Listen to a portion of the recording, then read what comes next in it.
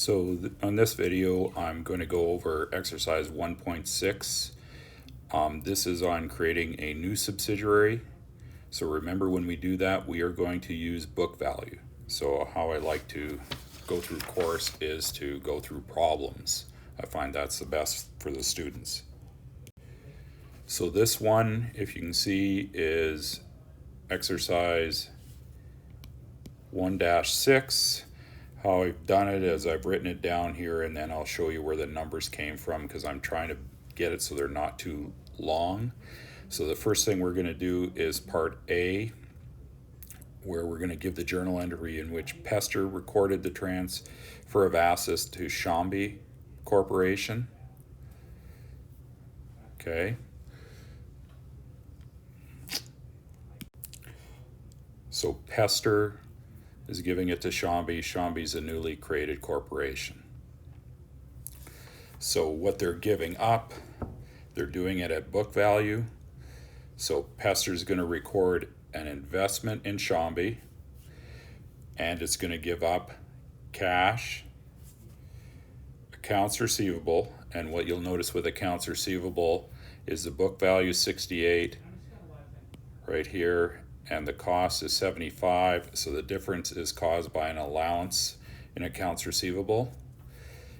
Inventory there, right? So what we'd have for accounts receivable would have been, where am I here, 75,000. Okay. Inventory at 50, then we would have land at 35.